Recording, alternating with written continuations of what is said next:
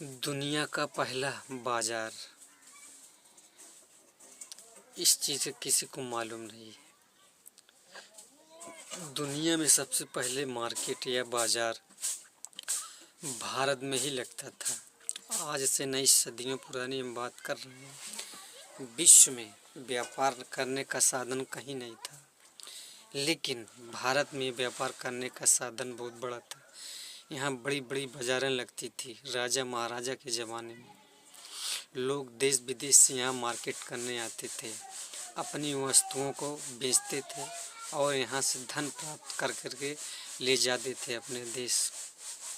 अब यहीं पर देखा जाए, कई देशों के लोग यहाँ पर रहे, यहाँ से ज्ञान लिया, चोरी भी की, शिक्षा भी लिया, बहुत कुछ प्राप्त करके अपने अपने देश चले गए।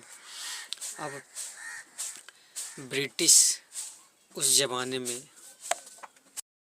ब्रिटेन देश था, वहाँ के भी लोग यहाँ आए, जिसको अंग्रेज़ बोलते हैं। उन लोगों ने यहाँ व्यापार किया, काफ़ी दिनों तक आना जाना रहा। फिर कुछ समय बाद इन्हीं अंग्रेज़ों ने मिलकर भारत में ईस्ट इंडिया कंपनी की स्थापना की, जो कि 1600 ईसा में हुई थी। और पहली स्थापना शायद सूरत में हुई थी, कन्फर्म नहीं है हमें। यह ईस्ट इंडिया कंपनी ने भारत में अपना व्यापार इतना बढ़ाया कि पूरे भारत में कब्जा कर लिया, और इसी का बोलबाला रहा।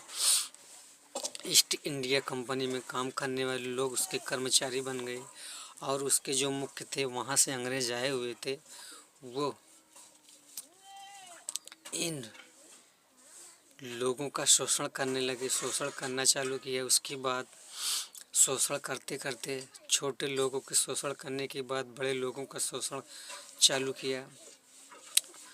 उसमें फिर राजा महाराज सबकी शोषण हुआ। फिर यहाँ की जनता को प्रताड़ित करने लगे, मार काट हर तरह से इनको, जो भी जितने भी खतरनाक कदम थे सब अपनाए, और अंत में इस भारत देश में, पूरे देश में हावी हो गए।